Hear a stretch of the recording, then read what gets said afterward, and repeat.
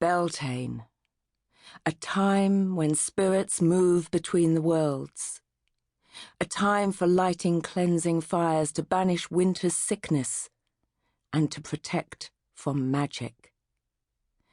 A time for the Shadow Walker to reach his hand into the darkness, to summon a new familiar from the land of the unblessed. Chapter 1. Admidius. He shivered in the desolate remains of his great hall. Only 2 blackened walls still stood, where once he had feasted with his warriors. No thatch clung to the twisted remains of the charcoal beams. Rain lashed on Admidius's face as he nursed his malice and resentment. He had always been denied the power and honor he deserved. Bitter memories flashed through his head.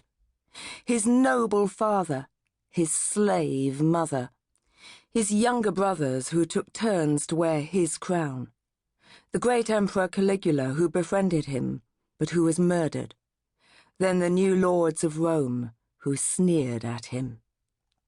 The relentless winds flung a fresh blast of rain into Admidius's face. He tried to light a fire, but the kindling was soaked. Feeble trails of wet smoke faded with the evening light. His fingers dug under the chin of the newborn lamb as he jerked its head right back. The creature gave a strangled bleat, but was bound too tightly to struggle. Admidius drove his knife into its throat. Air and blood gushed and bubbled as the creature fell limp. Admidius's warm, slippery fingers dropped the blade. He spread his hands to the skies and screeched above the storm's whine. "Come to me, spirits of hate! Give me the power to defeat all who despise me!" More memories came to torment him, a baby boy screaming and kicking inside a cloak, then hidden in a basket and taken from Britain to Rome. There, Admidius had been the boy's guardian. Those years had been good. He had been greeted as magistrate in the street, but the obedient child had grown into a rebellious youth. Admidius snapped a twig and wished it was his nephew's neck. "If I cannot have his obedience, I shall have his title. Power will be mine." He stood. It was almost dark, and the hall's ruined beams groaned and swayed, threatening to fall on him. He wiped the animal's blood across his face and threw back his head. The wind flapped and tugged at his cloak. "Spirits of anger and loathing, take my body for your own," he called. The storm sighed away. Silence echoed in the empty ruin.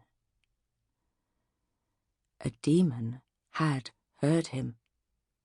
A demon that longed for vengeance as much as he did, a demon who had recently been defeated by a mere girl. "Will you give me your soul?" it whispered. Admidius lowered his arms and looked around as the darkness swallowed the ruins.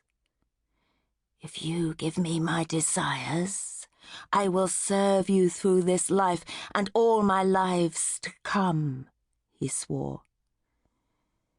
"In return, you must do something for me." The voice thrilled him as it trickled like warm sand into his mind. "Anything, Lord." "Find the raven-haired one. Harness her power into my service." Admidius fell to his knees. "Just show me how." "When the time comes," the voice came again. "Meanwhile, you must walk in the shadows